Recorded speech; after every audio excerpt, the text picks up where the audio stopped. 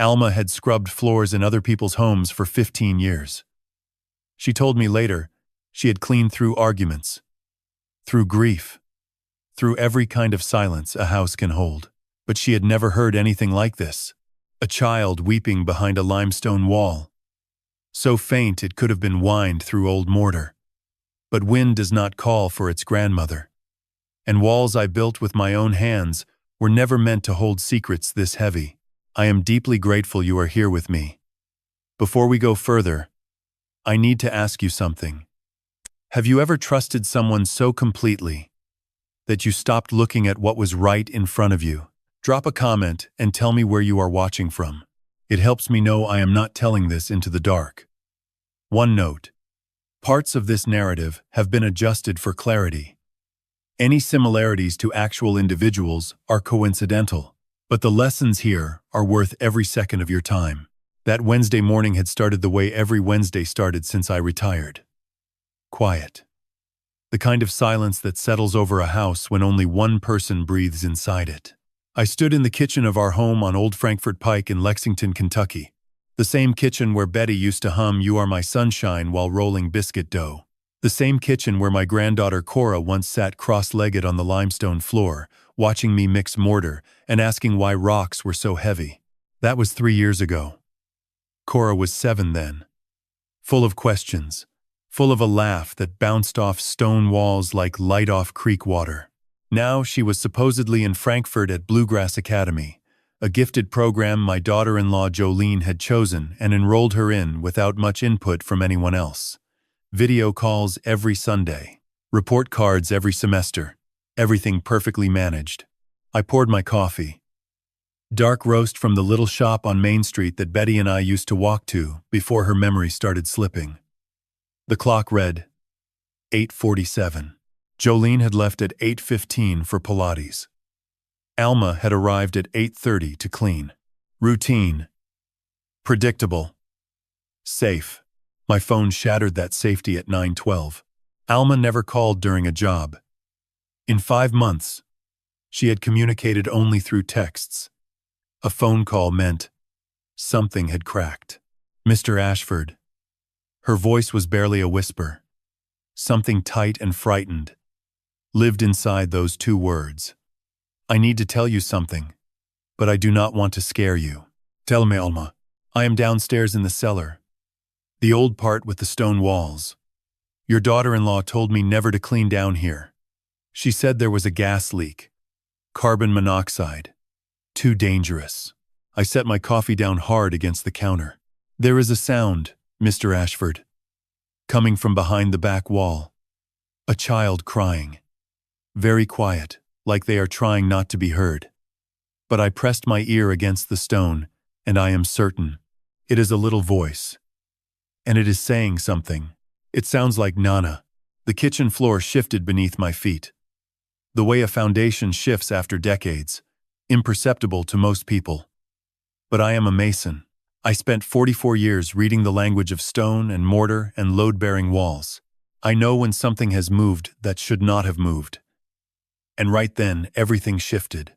That cellar has been sealed for 3 years, I said. Jolene said there was a carbon monoxide risk. Mr. Ashford.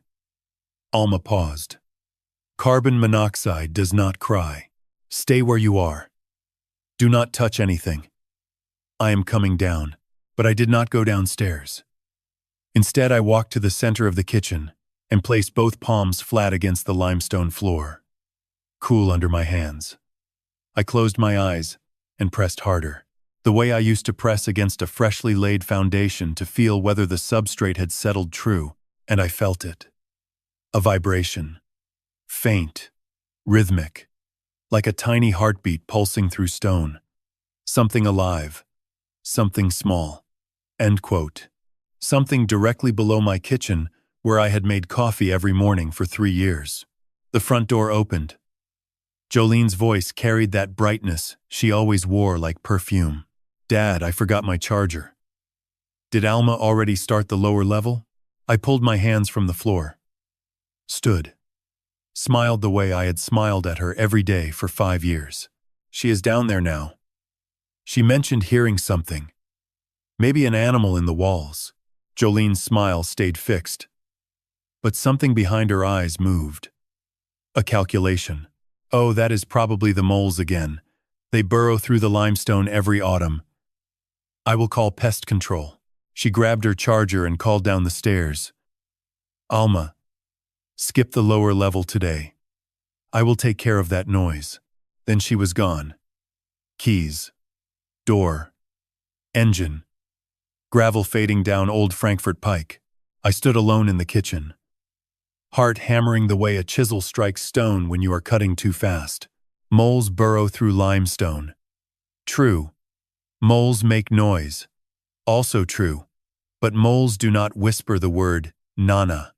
And whatever was living beneath my kitchen was not an animal. It was a child. And the only child connected to this house, the only child connected to Jolene, was my granddaughter Cora. The same Cora who was supposedly 2 hours away in Frankfurt. Learning, growing, thriving at an academy I had never visited, living a life I had only seen through a screen. Jolene held up every Sunday at 6:15. But thriving children do not cry behind limestone walls. And the vibration I felt through that floor was not a gas leak. It was not moles. It was not stone settling. It was a heartbeat. Small and fast and terrified. And it had been beating beneath my kitchen for 3 years while I drank my coffee and read my newspaper and told myself the mortar was holding and the foundation was sound and the woman who smiled at me every morning had nothing to hide. Behind the walls of a house I built with my own 2 hands. That night I did not sleep. I lay in the bedroom Betty and I had shared for 34 years. Staring at the ceiling the way a man stares at something he no longer trusts. The house creaked around me, settling, breathing, holding whatever it held the way old limestone holds water. Invisible, until the stain appears. Betty used to say this house had bones. She said it the first time we walked the property in 1985. Me, 24 with mortar dust still under my fingernails. Her, 23 with a laugh that could warm a room faster than any fireplace I ever built.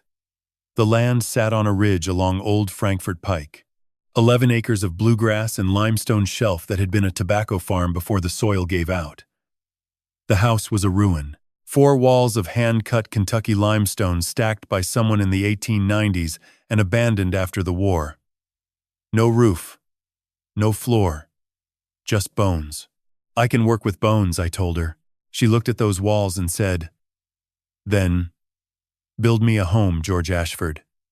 Make it strong enough to outlast both of us." It took 14 months. Every evening after my day jobs I came home to our ruin and built. I relayed the limestone walls course by course, mixing lime mortar by hand because Portland cement cures too hard for old stone. Lime breathes. It moves with the building. It forgives the small shifts that happen over decades. I learned that from my father, who learned it from his. 3 generations of Ashford men who understood that the strongest walls are the ones that know how to give without breaking. Betty worked beside me every weekend. She carried stone, mixed mortar, when I taught her the ratio, held the level, while I checked plumb. And every evening she would press her palm flat against whatever section we had finished and say, "That wall knows it is loved." I thought she was sentimental. Took me 40 years to realize she was precise. A wall built with care holds differently than one built with speed. The joints sit tighter. The mortar cures cleaner. Something in the structure knows the difference. We moved in on a Sunday in March of '87. The kitchen counter was a single slab of limestone I cut from the ridge the house sat on. Betty ran her hand across it and said it felt like touching the spine of the earth. Marcus came 2 years later. Born in the upstairs bedroom because Betty refused to leave the house she helped build. He screamed like he was angry at the world. Betty laughed through her exhaustion and said, "He has your lungs, George." The cellar came in '92. Betty had developed a taste for small batch bourbon. Not drinking it, collecting it. She could tell you the mash bill of every bourbon produced within 50 miles of Lexington. She wanted a proper cellar. Cool. Dark. Stone walls to regulate temperature. I built it beneath the kitchen. Dug into the limestone shelf. Laid every course with the same lime mortar my father used. Betty filled it with bottles from distillery auctions. Pappy Van Winkle. Blanton's. A 1967 old Fitzgerald she found at a farm auction for $12 and never opened because she said some things are worth more as promises than as proof. She also filled it with herself. Shelves along the east wall held her books. A wildflower guide with her handwriting in the margins. Wendell Berry's poetry, because she said a Kentucky woman who did not read Berry was like a mason who did not know limestone. And a King James Bible with pressed bluegrass flowers between the pages. She said flowers and scripture both needed darkness to preserve their color. Cora was born in 2014. Marcus had married Jolene 2 years earlier. A courthouse wedding in Louisville that Betty attended with a smile I could tell she had rehearsed. She never said a word against Jolene, but I noticed she pressed her palm against the kitchen wall that evening. When I asked what was wrong, she said, "Nothing. Just checking the mortar." But Cora was sunlight on limestone. She came to our house every weekend. Slept in the room where Marcus was born. Spent hours in the cellar with Betty, drawing with crayons on butcher paper, while Betty read aloud from the Wildflower Guide. "Papa, why are rocks so heavy?" She asked me that once. 5 years old. Sitting on the kitchen floor watching me patch mortar near the baseboard. I told her rocks were heavy because they had been sitting in the earth a long time, soaking up weight. She thought about this and said, "So they are full of the ground's feelings?" Betty laughed from the doorway. That is the most accurate description of geology I have ever heard. I kept that sentence for years. Full of the ground's feelings. Every stone I laid after that, I thought about it. Betty was diagnosed in 2019. Early onset Alzheimer's. 57 years old. The cruelest kind of theft. Not sudden, but slow. A word missing here. A name forgotten there. The mortar crumbling one grain at a time while the wall still stood. She lasted 2 years. By the end, she did not know my name, but she knew the house. She would press her hand against the limestone wall and say, "This wall knows it is loved." The same words, 40 years apart. The disease took everything else, but it could not take that. Her last clear day was a Thursday in November. Hospice bed in the living room. Her hand in mine like paper over stone. She looked at me with eyes that were fully hers, one final time. "Hold them together, George. You are the mortar. All of them. Promise me." I promised. The way husbands promise dying wives. With everything I had, and everything I would ever have. Betty left her fingerprints on every surface of that house. Her books on the cellar shelves. Her flowers pressed between Bible pages. Her voice in the walls, the way moisture lives in limestone. I just did not know yet how much those fingerprints would matter. Or that in the worst darkness imaginable, they would be the only thing keeping my granddaughter alive. Betty passed on a Thursday in November. The kind of gray Kentucky morning where the sky sits so low, it feels like a ceiling pressing down on the whole county. Marcus flew in from Louisville. Jolene handled the arrangements. Efficient, compassionate in all the right ways at all the right moments. She chose the flowers.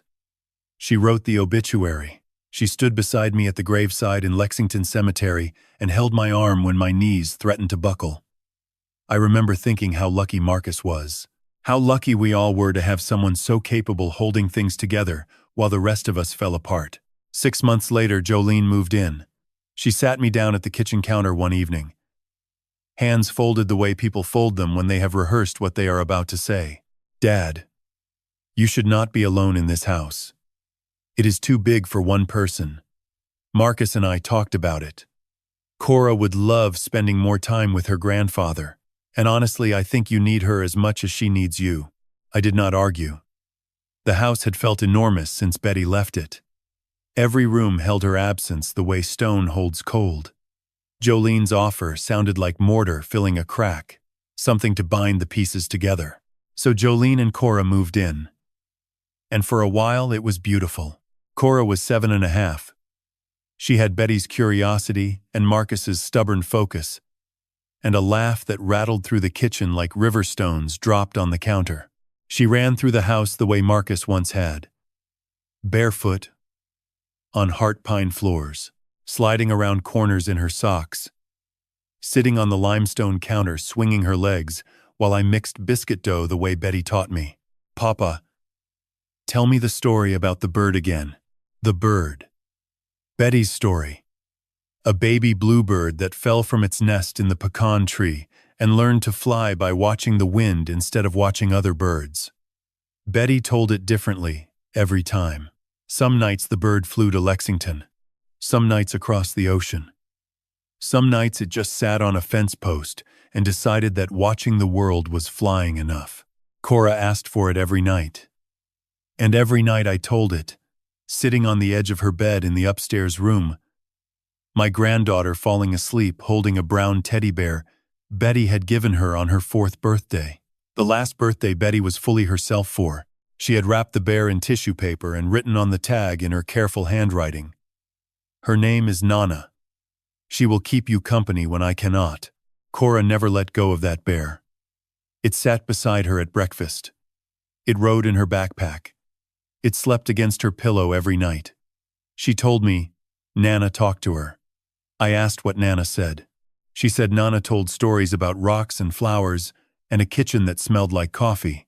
Then one morning, 14 months after Betty passed, Jolene sat me down at the counter again. Same folded hands, same rehearsed composure. "Dad, I found an incredible opportunity for Cora. Bluegrass Academy in Frankfurt. Top gifted program in the state. Only 15 students per year. Cora tested in the 99th percentile. I did not know Cora had been tested." Jolene smiled the way a person smiles when they have already closed the deal. "Marcus is thrilled. They have video calls every Sunday. It will be like she never left." I wanted to argue. Cora was 7. She still asked for the bird story every night. She still held Nana against her chest when thunder rolled across the bluegrass. But Jolene had brochures, testimonials, answers for every question before I asked it. And Marcus agreed. My son who trusted his wife the way I once trusted Betty. Completely. Without question. So Cora left. Or that is what I believed. Jolene drove her to Frankfurt on a Sunday in March. I stood on the front porch watching the car roll down Old Frankfurt Pike.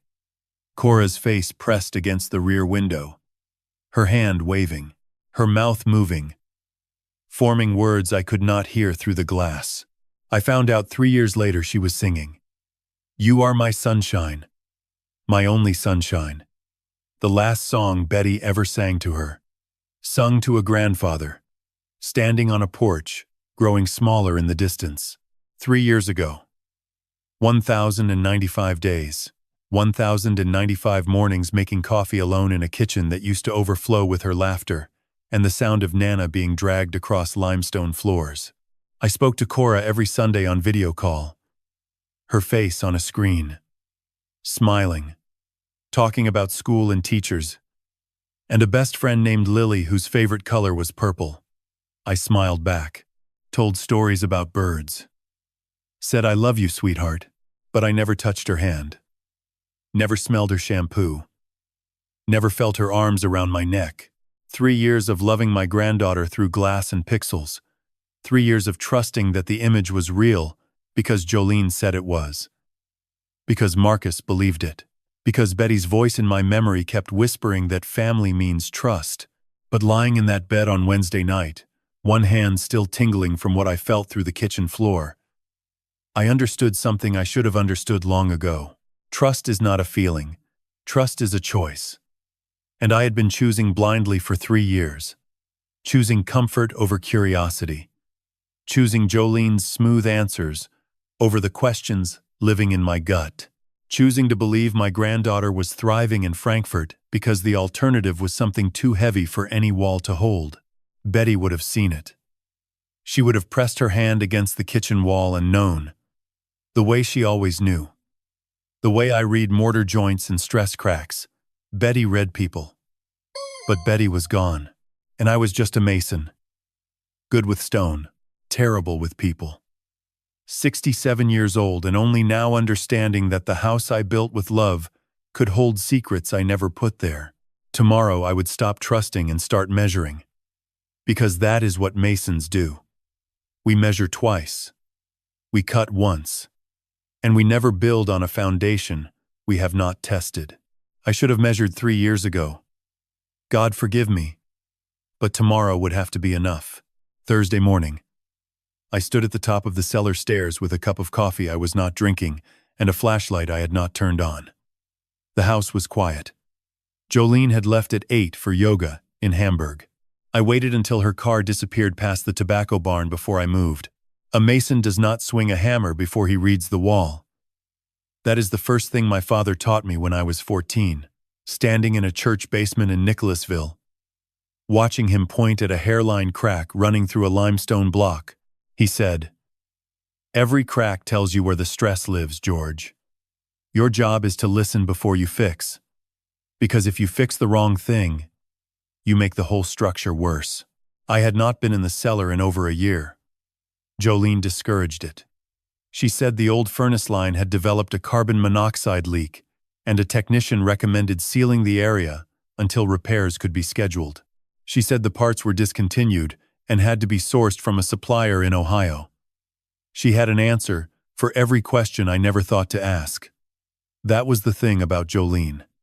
She did not wait for suspicion. She built the explanation before the question existed. The way a contractor pours a footing before the inspector arrives. I turned on the flashlight and descended. 14 steps. Stone treads I had cut and laid in 92. I knew each one by feel. The third step had a slight lip on the left where I miscalculated the overhang by a 1/4 inch. The 9th had a chip from when Marcus dropped a cast iron skillet down the stairwell at 16. The 11th was where Betty used to pause and run her hand along the wall because she said the limestone was coolest at that height and it reminded her of river stones. The cellar smelled the way it always had. Damp stone. Old wood. The faint sweetness of bourbon soaked into the walls over 3 decades. But underneath those familiar scents lived something else. Something I had not noticed from the kitchen above. Lavender. Faint but present. The kind of lavender that comes from soap. The kind you buy at a drugstore for a child's bath. I moved the beam across the cellar. Betty's bourbon shelves lined the south wall. Bottles standing in rows like soldiers, waiting for orders that would never come. The east wall held her bookshelves, spines visible. The Wildflower Guide. The Wendell Berry. The Bible. Dust on every surface, except the west wall. I walked to it slowly. The way you approach a wall you suspect has been compromised. My flashlight traced the surface from floor to ceiling. Every mason develops this habit. You read a wall the way a doctor reads an X-ray. You look for what does not belong, and there it was. A section of mortar approximately 4 feet wide and 7 feet tall. New. The color was close to the original. Someone had tried to match the tone, but mortar is like handwriting. Every mason mixes differently. Every batch cures differently depending on humidity and temperature and ratio. And whoever laid this mortar had used Portland cement. Portland cement on a lime mortar wall. I ran my fingers along the joint. The texture confirmed it immediately. Portland cement cures hard and rigid, almost glass smooth when finished. Lime mortar cures soft and chalky, with a grain you can feel under your fingertips like fine sand. The original mortar was mine, mixed in 92 with my own hands. 2 parts aged lime putty, 1 part sharp sand, a handful of horsehair for tensile strength. The old way, the Kentucky way. This new section was not mine, and it was not old. 6 months at most. I stepped back. The new mortar formed a rectangle, a doorway. Someone had cut through my wall and sealed it back up. From across the cellar in dim light, you would never notice. But up close, with 44 years behind my eyes, The difference was as obvious as a plastic button on a hand-stitched coat. I turned to Betty's bourbon shelf. It stood directly in front of the new section. I gripped the side and pulled. It moved. The rack had been placed on furniture sliders, small plastic discs beneath each leg that allowed a 300-pound shelf to glide across stone. Betty's rack had never been on sliders. I had bolted it to the wall in '92 with lag screws into the limestone. The screw holes were still visible, empty. The bolts removed. A permanent fixture converted into a movable curtain. Behind the rack stood a door. Steel, brushed gray, industrial. The kind you see on a commercial storage unit or a government safe room. A deadbolt mounted on the outside, and beside the handle, a small electronic keypad. A red LED glowing in the dark like an ember that refuses to die. I pressed my palm flat against the steel. Cold, but not uniformly cold. Toward the center, at waist height, the metal was fractionally warmer. A degree, maybe two. Heat, body heat, transferred through steel from whatever was on the other side. I pressed my ear against the door. Held my breath. Counted to 10. At 7 I heard it. Not crying. Breathing. Quick. Shallow. The breathing of a small chest. The breathing of a child who was awake and trying very hard to be silent. When silence has become a skill practiced the way other children practice their letters, I pulled my hand from the door, stepped back. 44 years of reading cracks and stress lines and foundation shifts that other people walked over without noticing, and I had walked across this floor every day for 3 years without knowing what lived underneath. Behind that steel, something breathed. Not a furnace, not a gas leak, not moles in old stone. Something that needed warmth and air and a door that locked from the outside. And whatever it was had been breathing down here for a very long time. I did not open the door. A mason does not demolish a wall before he understands the full structure. Before he knows what is load-bearing and what is not. Before he has measured every joint and mapped every crack. The wrong swing in the wrong place brings down the whole building. I would measure first. Every joint. Every crack. Every lie Jolene had mortared into this house while I drank my coffee and smiled at a woman who had built a prison in my cellar. The measuring had begun. I put the bourbon shelf back exactly where it had been. Aligned the slider marks with the scuff lines on the stone floor. Wiped my fingerprints off the wood with the hem of my shirt. A mason who discovers a structural crack does not announce it to the building. He documents it. He photographs it. He measures the width and depth and direction of travel. Then he builds a plan to address it without bringing the whole wall down in the process. I went outside. The trash bins sat at the side of the house near the garage, waiting for Friday pickup. 2 bins, green for waste, blue for recyclables. In 34 years of living on Old Frankfort Pike, I had never once gone through my own trash. It felt like a violation, like reading someone else's mail. But Betty's voice lived in my skull the way it lived in the walls. Measure twice, George. So I measured. The green bin held kitchen waste, coffee grounds, banana peels, an empty marinara jar. Normal things belonging to the normal life of a 67-year-old man and his daughter-in-law. Beneath the kitchen waste, inside a white Walmart bag tied at the top, sat something that did not belong. I untied the bag. 3 empty cartons. Horizon Organic. Whole milk. The kind with the little cow on the front. The kind Betty used to buy for Cora, because she said growing bones needed real milk. Next to the milk, a crushed box of Cheerios. The small kind designed for younger hands. And at the bottom, a bottle of Flintstone's complete multivitamins. Chewable. Ages 4 through 12. I set each item on the driveway. Lined them up on concrete, like evidence at a job site inspection. My hands did not shake. Not yet. I was still measuring. Back inside, I checked the kitchen pantry. No children's milk, no Cheerios. No vitamins on any shelf. These items had been purchased and consumed and discarded without passing through the kitchen I used every day. They existed in a parallel supply line running through this house like hidden plumbing. I drove to the Walmart on Nicholasville Road, parked in the lot, opened my phone. Jolene and I shared a family account. Her card linked to it. I had never checked purchase history before, never had reason to. The way you never check the foundation of a house that is not leaning. I scrolled through recent transactions. Wednesday of last week. Walmart. $138. I tapped the receipt. Horizon Organic Milk, 2 cartons. Cheerios, 2 boxes. Flintstones. Vitamins. Crayola crayons. 64-pack. Coloring books. 2. Children's underwear. 6-pack. Size small. I stared at that last line until the parking lot blurred. Size small. For a child approximately 7 to 10 years old. Cora would be 10 now. If she was even in Frankfurt. I photographed the receipt. Scrolled back further. Weeks. Months.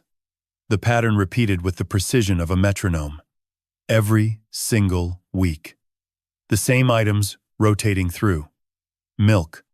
Cereal. Vitamins. Crayons. Coloring books. Small clothes from the children's section. Sometimes a puzzle. Sometimes a stuffed animal. Sometimes a bottle of lavender soap. Lavender. The same scent I detected in the cellar that morning. The scent of a child being bathed somewhere inside my house without my knowledge. Each purchase blended into normal household spending. A few extra items scattered among the dish soap and paper towels. Invisible unless you were looking. I had never looked. I drove home. Ate dinner with Jolene. Chicken and rice. She asked about my day. I said I sanded some stone in the garage. She told me about yoga. 2 people at a table. 2 plates. One hiding a child in the cellar. The other counting receipts in his head and chewing food that tasted like dust.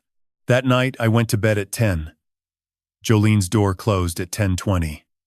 I lay still, breathing slowly, waiting. At 1:52 in the morning, I heard it. The soft click of Jolene's door opening. Footsteps in the hallway. Not toward the bathroom, toward the back of the house. The cellar door opened with the faint groan of old hinges I installed 32 years ago. I knew that sound. The way I knew every sound in this house. Footsteps descending stone stairs. Step 3 with its lip. Step 9 with Marcus's chip. Step 11 where Betty used to pause. Then the muffled sound of something heavy sliding on stone. The bourbon shelf.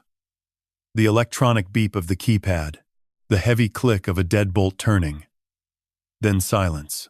25 minutes. I counted every second on the bedside clock.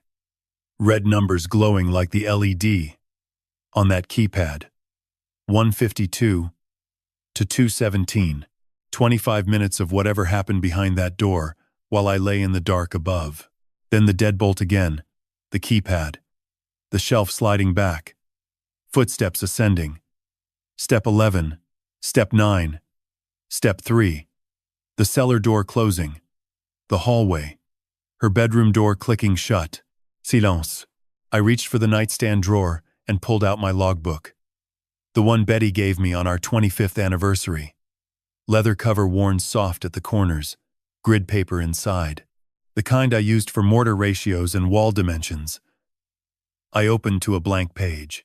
Wrote the date. Below it I listed every detail, every measurement, every observation. The way I had documented every job for 44 years. Width of the new mortar section. Type of cement used. Position of the shelf sliders. Time of Jolene's descent.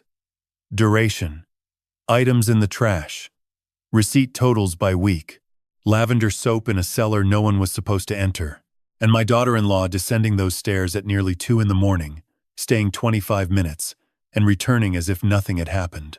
I had spent my life building things that lasted. Walls that held. Foundations that did not shift. Now, I was building something different. Not a wall. A case. And every entry in that logbook was a stone laid one by one, in a structure Jolene would not be able to tear down. The measuring was no longer beginning. It was accelerating. And every number pointed the same direction. Down. Through the kitchen floor. Through 14 stone steps. Through a steel door that should never have existed. Toward a child who had been there all along. Friday morning. I sat in my old Chevy Silverado, parked in the driveway with the engine off, and both hands on the steering wheel. The truck smelled like limestone dust and old leather. Familiar. Grounding. I needed that grounding because what I was about to do would either confirm the worst suspicion of my life or prove me a paranoid old man who had lost his grip on the plumb line. Jolene left at 8:15 for a hair appointment. I watched her car turn past the tobacco barn before I pulled out my phone. I searched Bluegrass Academy, Frankfort, Kentucky. The website appeared immediately. Green and gold colors. Photos of children in uniforms. A mission statement about cultivating gifted minds. It looked real. Professional. Exactly the kind of school a devoted mother would choose for a brilliant daughter. I dialed the main office. My thumb hovered over the call button for 5 seconds before I pressed it. Bluegrass Academy, this is Karen. How may I help you? My throat tightened the way mortar tightens when it begins to set. Good morning. My name is George Ashford. I am calling about my granddaughter, Cora Ashford. She has been enrolled at your school for approximately 3 years. I wanted to check on her attendance this semester. A pause. Typing. Let me pull that up. Could you spell the last name? Ashford. First name Cora. She would be 10. 4th or 5th grade. More typing. A longer pause. Sir, I am not showing any student by that name in our current enrollment. Let me check historical records going back 5 years. I gripped the steering wheel tighter. No, sir. I have searched every variation. Ashford. Ashford. Ashford. We have never had a student named Cora enrolled at Bluegrass Academy. Are you certain this is the correct school? The truck cab shrank around me. The way a room shrinks when the walls are closer than you measured. I am certain. Could you check one more time? Sir, there is no match. I am sorry. Would you like me to transfer you to admissions? No. Thank you, Karen. You have been very helpful. I ended the call. Sat in silence. A horse trailer rolled past on Old Frankfort Pike. The Hendersons across the road loaded lawn equipment. A cardinal landed on the mailbox post and flew off. Normal life. Ordinary Friday. And I was discovering that my granddaughter had never existed in the place I believed she had been living for 3 years. I called 2 more schools. Sayre School in Lexington. Lexington Christian Academy. Names Jolene had dropped casually over the years. Oh, Cora's art teacher recommended Sayre for summer program. Lexington Christian was our backup. Small references placed into conversation like nails in soft wood. Easy to set. Hard to remove without leaving a mark. Neither school had ever enrolled a Cora Ashford. Neither recognized Jolene's name. Then I opened my photos. Every month, Jolene sent pictures to our family group chat. Cora at an art show. Cora at a fall festival. Cora with classmates in front of a brick building, with a banner reading Bluegrass Academy Science Fair. I selected the most recent. Cora beside a display board in a green cardigan. I opened reverse image search on my phone. Uploaded the photo. Results appeared in 4 seconds. The brick building was not Bluegrass Academy. It was a stock photograph available on 3 websites. $8 to download. The banner had been digitally edited. The original showed a different school in a different state. I checked a second photo. Cora at the fall festival. Pumpkins and hay bales and string lights. All stock. Same website. Same price. 3 years of my granddaughter's life illustrated with images cheaper than a cup of coffee. I opened the last report card Jolene forwarded to Marcus 2 months ago. Cora Ashford. Fifth grade. All A marks. Teacher comments praising creativity. I zoomed in on the header. The school logo was pixelated. The font was Times New Roman. I pulled up Bluegrass Academy's actual website and found their parent handbook. Official font was Garamond. Logo was crisp, vector-based. The report card on my phone was a fabrication, designed on a computer, printed, photographed, sent to a father in Louisville who never thought to hold it against the light the way a mason holds a stone against the sun to check for hidden fractures. I set the phone on the dashboard, pressed both palms against my eyes until I saw sparks. 3 years of photographs purchased online. 3 years of report cards built on a laptop with the wrong font. 3 years of a school that had never heard my granddaughter's name. Cora never went to Frankfurt, never sat in a classroom, never made friends, never stood in front of a brick building for a science fair. My granddaughter had never left this house. The realization did not arrive like a crack-splitting stone. It arrived like moisture, slow, spreading, soaking into everything until the structure beneath was soft and ready to fail. I drove home at 9:40. Jolene's car already in the driveway. I parked beside it, wiped my face, breathed in through my nose and out through my mouth the way Betty taught me when anger threatened to override precision. I walked inside. Jolene stood at the counter, slicing cantaloupe, blueberries in a bowl beside her. Morning light, falling across the limestone, like a blessing on a lie. "Hey, Dad." She smiled without looking up. "Want some fruit?" I sat at the table, picked up a blueberry, ate it, tasted nothing. "Everything okay?" "You look tired. Slept poorly." "Old bones." She laughed, warm, sympathetic. "You should try yoga with me." "Maybe I will." We ate fruit together on a Friday morning. 2 people sharing blueberries in a house built from limestone and lies. One smiling because she believed her secrets were mortared tight. The other smiling because he had just discovered every joint was cracked. She had no idea the man across from her had called 3 schools and found his granddaughter in none of them. She had no idea her photographs were $8 stock images. She had no idea the report cards used the wrong font. She looked at me and said, "More coffee, Dad? Please." And I smiled the way she smiled. Practiced. Steady. Hiding everything beneath the surface the way bad mortar hides rot behind a clean joint. 2 could play this game. But only one of us knew the wall was about to come down. Saturday morning. My phone buzzed at 7:20. Helen Marsh. Betty's closest friend for 28 years. The woman who sat beside me at the funeral, without saying a word for 45 minutes because she understood some grief does not need language. Who brought casserole every Sunday for 3 months because she said sorrow should never go hungry. Who managed money the way I managed stone, with precision, with the understanding that numbers, like mortar joints, must be exact, or the whole structure fails. Helen never called early. A 7:20 call meant something had broken through. "George, can you meet me this morning?" "Not at the house. Somewhere private." "What is wrong, Helen?" "Not over the phone." "Doodle's Cafe on Main Street." "Can you be there by 9? "I can be there by 8:30. The drive took 22 minutes. October morning. Low 50s. The kind of Kentucky morning where mist hangs in the hollows and the bluegrass looks silver until the sun burns through. Doodle's was half full. Saturday brunch crowd. I claimed a table in the back beneath a framed photograph of a horse crossing the finish line at Keeneland. I would remember that photograph later, the way you remember a detail that seemed meaningless but turns out to be the hinge the whole door swings on. Helen arrived at 8:43. Leather messenger bag. The expression of a woman who had spent the night reading documents she wished she had never opened.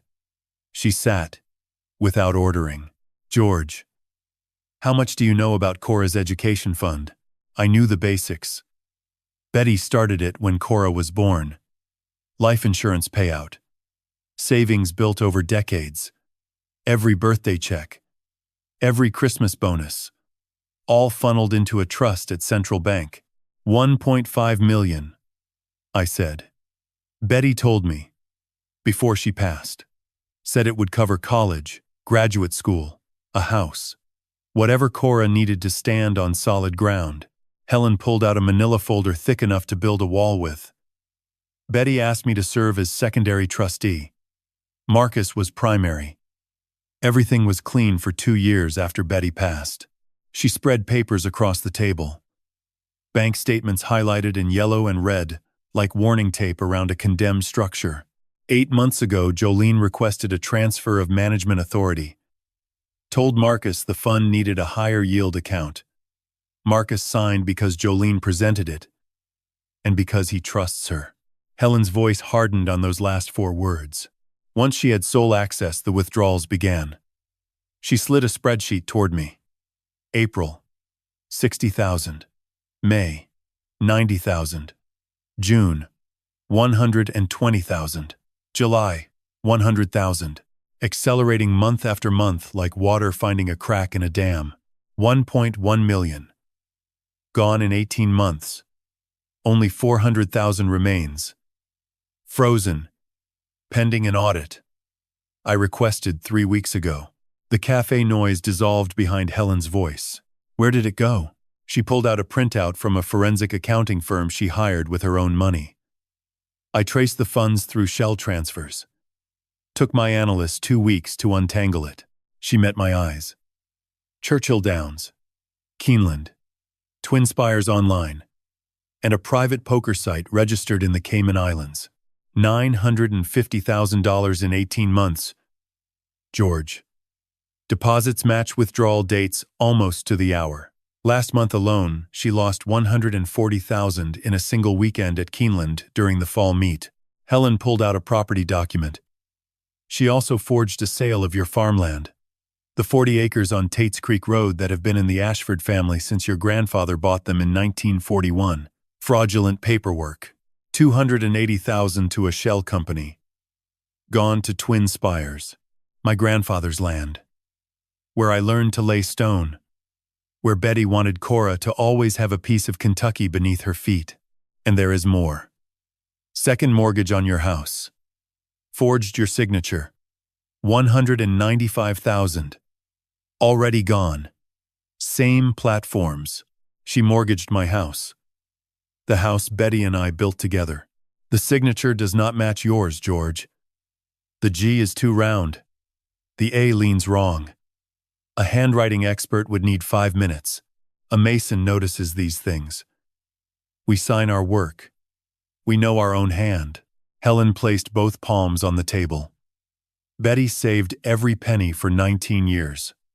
Drove that Buick until it hit 212,000 miles. Packed lunch every day so she could put $20 extra into that fund each week. Skipped vacations. Wore the same coat 9 winters. All of it so Cora would never struggle. Jolene burned through it in 18 months at the betting window. I stared at the folder. Paper and ink. But it held 19 years of Betty's sacrifice, reduced to gambling losses on screens and racetracks. And then I understood. Not just what Jolene had done, but why Cora was behind that wall. Not because Jolene was cruel. Or not only cruel. Cora was behind that wall. Because Cora was the evidence. A living, breathing receipt, proving the education money never went to education. A 10-year-old whose existence in Frankfurt had to stay fiction. Because the moment anyone confirmed she was not there, every dollar, every forged signature, every lie would collapse like a wall built on sand. My granddaughter was not just a prisoner. She was a secret. The kind of secret that costs $1.5 million to keep. And the only way to keep it was to make sure the girl whose future that money was supposed to build never appeared in a place where someone might look for her. Helen gripped my wrist. What are you going to do, George? I am going to get my granddaughter out of that cellar. And I am going to make sure every dollar is accounted for. She pushed the folder across the table. Keep it safe. Not in the house. I drove home with it, locked in the Silverado's toolbox beside my best chisels. Sharp tools that require careful handling. Evidence is like that. Sharp, capable of cutting clean and deep if used at the right moment. The right moment was coming. But not yet. Not until every joint was measured. Not until the cut would be final. Sunday afternoon. I was sanding a block of limestone in the garage. Not because I needed to build anything, because my hands needed stone beneath them, while my mind turned over everything I had gathered in 5 days. The receipts. The phone calls. Helen's folder locked in the toolbox 6 feet from where I stood.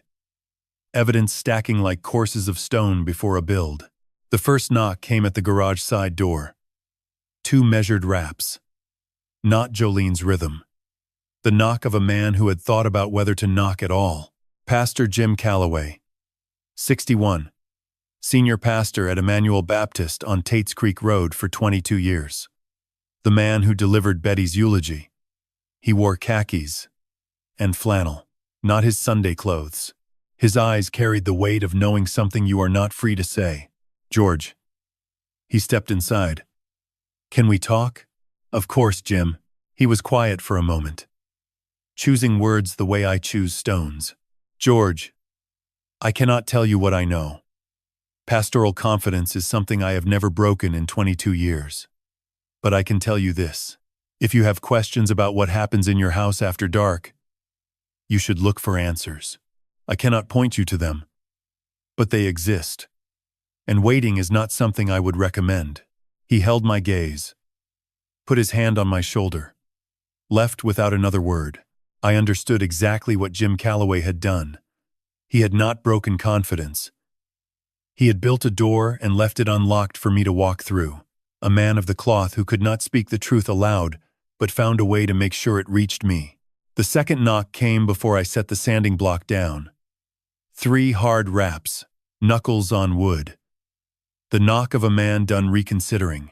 Tom Bridwell, 68. Retired Army, 26 years. Lived next door for 11 years.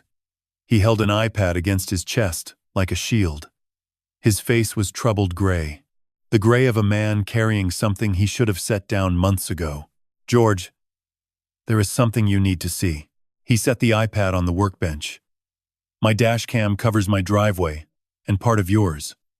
The side where your exterior cellar entrance is. I have had the camera 2 years. 6 months ago, I noticed a pattern. He tapped the screen. Night vision. Green-gray image. Exterior cellar steps. This is from last Tuesday. 2:23 in the morning. A figure appeared. Jolene. She carried a tray covered with cloth. Descended quickly. Keypad. Door. Inside. 27 minutes later, she emerged without the tray. Ascended and disappeared. Every night, George. Sometimes twice. 6 months straight. Always between midnight and 3. Always carrying something down. She comes back up, with small trash bags. Then Tom paused.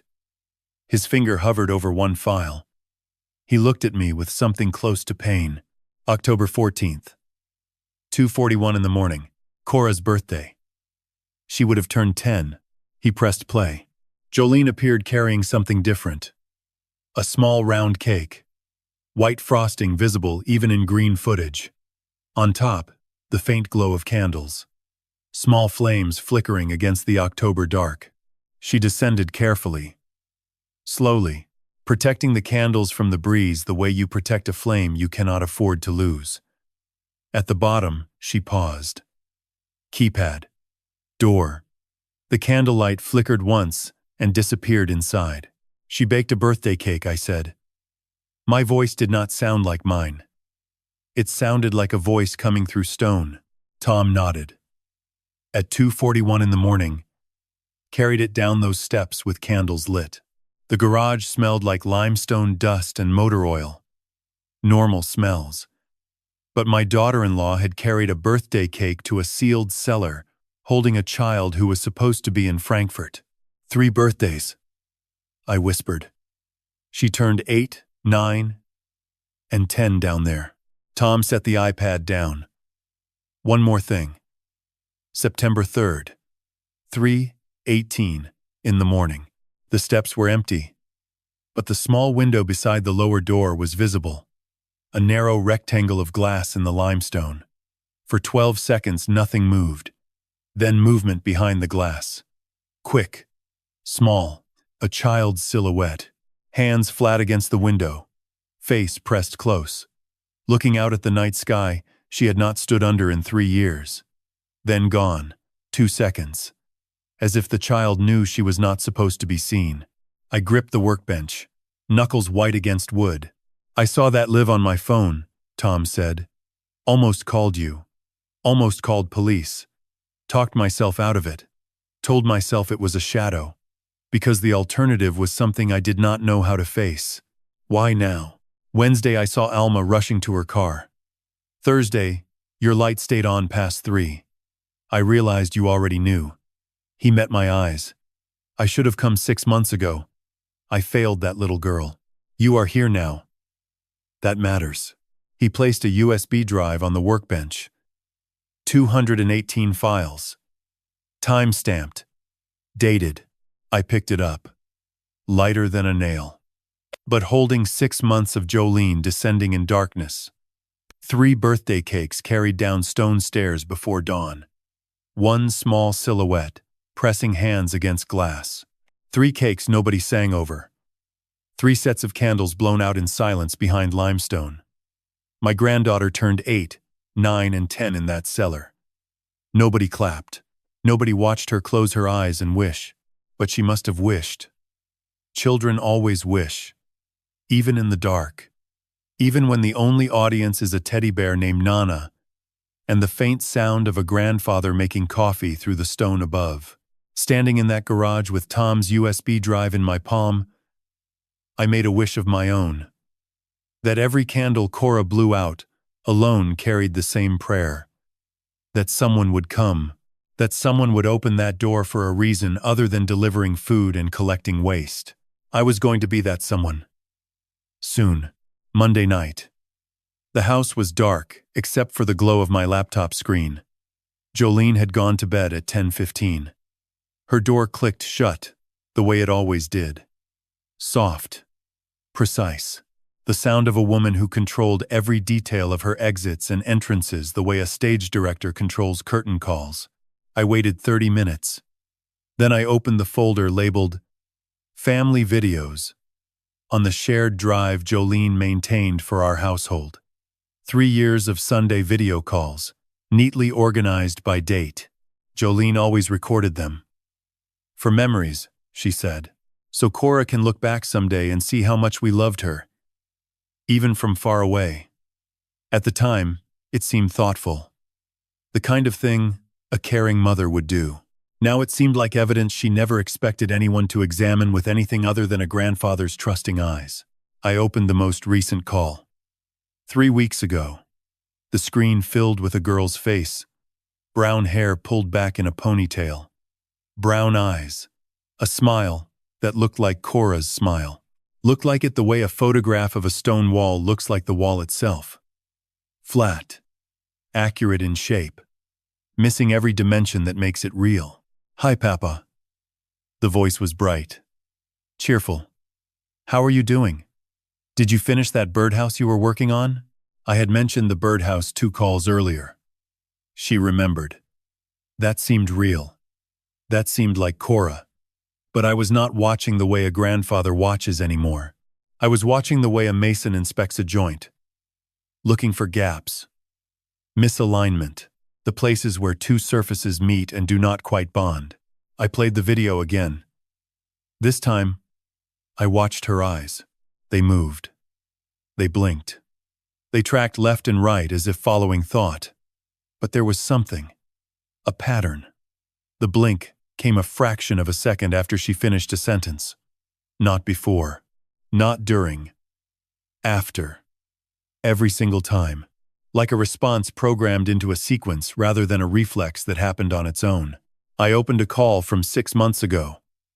Same pattern. Blink after the sentence. Never during. I opened one from a year ago. Same. 2 years ago. Same. Then I opened a real video. One recorded before Cora supposedly left for Frankfurt. A birthday party. Cora turning 7, blowing out candles on the kitchen counter while Betty held the camera and laughed so hard the frame shook. In that video, Cora blinked constantly. Mid-sentence, mid-word, mid-laugh. The way real children blink because they cannot control it. Random, natural, human. The girl on the Sunday calls did not blink like a human child. She blinked like something told to blink. I looked closer. The background in every Sunday call was identical. A beige wall. A bookshelf to the left. A window with green curtains to the right. The lighting was consistent. Perfectly consistent. Never a shadow out of place. Never a change in the angle of sunlight. Never the kind of shift that happens in a real room where clouds move and afternoons darken and lamps get turned on because someone forgot to open the blinds. The background was static, placed behind a face like a painted backdrop on a theater stage. I paused the most recent call and zoomed in on the bookshelf. The spines of the books were blurred, not out of focus the way objects blur when a camera prioritizes a face in the foreground. Blurred the way images look when they are artificially rendered at low resolution. No titles visible, no texture, just colored rectangles, meant to suggest books without actually being books. A bookshelf that had never held a single page. I minimized the video and opened my phone browser. Typed AI voice detection app free. Several options appeared. I downloaded one with high ratings and a simple interface. Uploaded a 30-second clip from the most recent Sunday call. Cora, talking about a drawing she made in art class. An art class that did not exist. At a school that did not exist. In a town she had never been to. The analysis took 40 seconds. A progress bar crawled across the screen. Then the result appeared in red text. High probability of synthetic audio. Confidence level, 92%. Vocal pattern inconsistencies detected in tonal transition and breath interval regularity. I stared at the screen. 92%. Not absolute, but close enough that the number sat in my chest like a stone dropped into still water. I uploaded a second clip. Different call, 6 months earlier. 11 seconds of processing. High probability of synthetic audio. Confidence 90%. A third clip. 1 year ago. 93%. 3 years of Sunday calls. 156 of them. 3 years of smiling at a screen and saying, "I love you, sweetheart." 3 years of telling stories about bluebirds learning to fly. 3 years of Marcus calling from Louisville every week and asking about homework and friends and favorite colors and school lunch. 3 years of a family believing they were speaking to a living child, and none of it was real. The face was generated. The voice was synthesized. The background was fabricated. The blinks were programmed. The responses were assembled from patterns fed into software that learned how a 10-year-old girl would answer questions about her day based on recordings Jolene must have made before the cellar door locked shut. My granddaughter had never appeared on a single one of those calls. Instead, some application had worn her face like a mask, spoken in a voice built from clips of a 7-year-old girl who no longer existed outside a limestone room beneath my kitchen.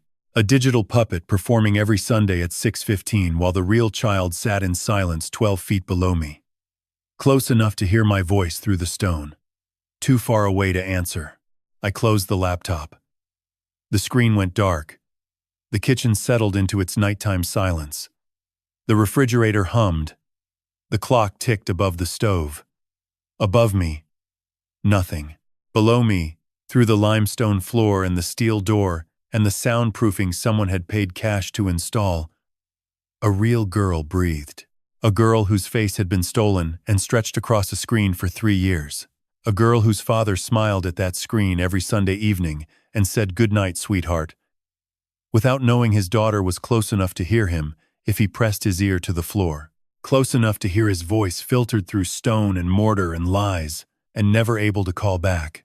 I thought about Marcus, my son, a good man, a careful man, a man who trusted his wife the way I had trusted mine, completely, without reservation, because that is what love taught him. And love had been used against him the way a chisel is used against stone. Not to build, to break. I sat in the dark kitchen for 11 minutes, counting what I knew, organizing the evidence the way I organize materials before a build. Stone, mortar, hardware, measurements, tools, everything in its place, everything accounted for, everything ready. Then I picked up my phone. It was 11:47. Late. But some calls cannot wait for morning. Some calls have already waited 3 years too long. I had two to make. One to my son, one to the law. Both would change everything. And neither could be taken back once the words left my mouth. But that is how demolition works. You do not unmake a wall by wishing it away. You swing, you commit, and you accept that what comes down can never be put back up the same way. It was time to swing. I called Marcus first. He answered on the third ring. Groggy. The voice of a man pulled from sleep by a sound he was not expecting. "Hey, Dad. Everything okay?" "Mijo." I kept my voice steady. Level. The way you keep a spirit level steady when the surface beneath it is not true. "I need to ask you something, and I need you to think carefully before you answer." A pause. The sound of sheets shifting. A lamp clicking on. He was sitting up. "Okay. What is it? When was the last time you saw Cora in person? Not on a screen. Not through a camera. In person. Touched her hand. Held her. Felt her weight against your chest. Silence. 3 seconds. 5. I could hear him searching his memory for something he had never once thought to question. The way you never think to check the foundation of a house that appears to be standing perfectly straight. "Dad, what is this about?" "Just answer me, Marcus. Please." More silence. Then slowly, the way a man speaks, when the ground beneath his certainty is beginning to soften. "I guess it was 3 years ago. When Jolene drove her to Frankfurt, I was going to visit that Christmas. But Jolene said the school discouraged mid-semester visits. Said it disrupted the program. Then everything went virtual for a while, and I kept planning to go but work kept." His voice trailed off, the sentence dissolving like mortar that never cured. "Dad, why are you asking me this?" I closed my eyes, pressed my free hand flat against the kitchen counter.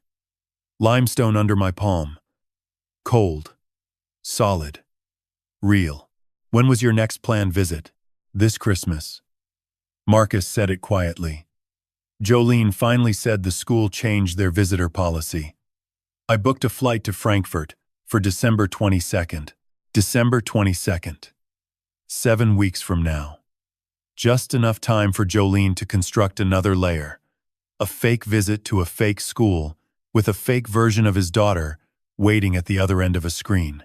"Marcus," I said carefully, "I need you to trust me.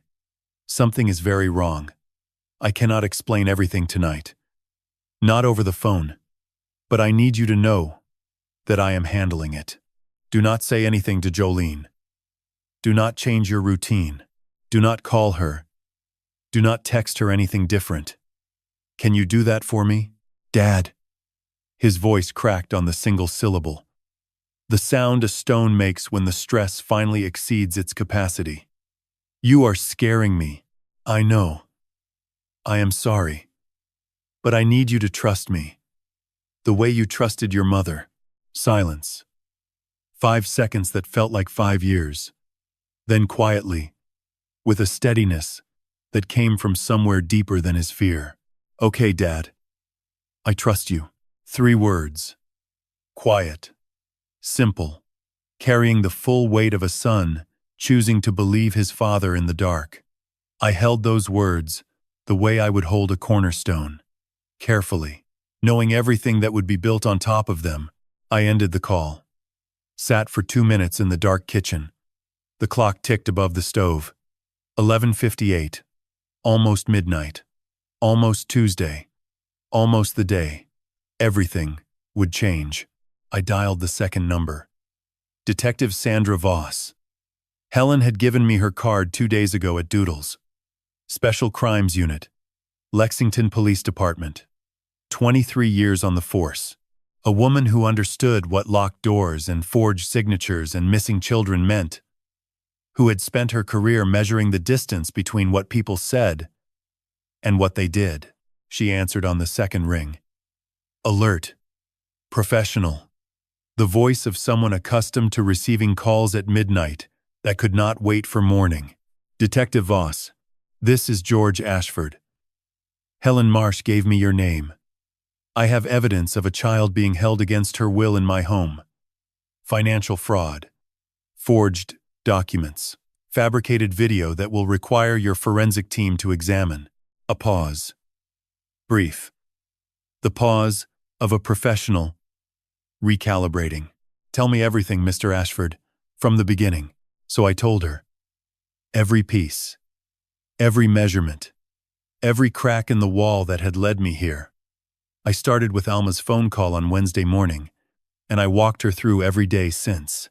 The vibration through the kitchen floor, the Portland cement on a lime mortar wall, the steel door behind the bourbon shelf, the children's groceries in the trash, the Walmart receipts, Jolene's nightly descents at 1:52 in the morning, the 3 schools that had never heard Cora's name, the stock photographs, the report card with the wrong font, Helen's folder documenting $1.5 million funneled to gambling platforms and racetracks, Tom's USB drive with 218 time-stamped videos, the birthday cake with lit candles carried down stone steps at 2:41 in the morning, the child's silhouette pressing hands against basement glass, and the AI voice analysis showing 92% probability that 3 years of Sunday video calls were synthetic. I laid it out the way I lay stone. One piece at a time. No gaps. No guesswork. Every joint tight. Every course level. When I finished, the line was quiet for 4 seconds.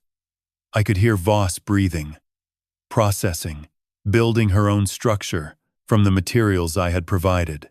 Then she said 2 words that carried more weight than a limestone cornerstone. We are coming. She asked me 3 questions.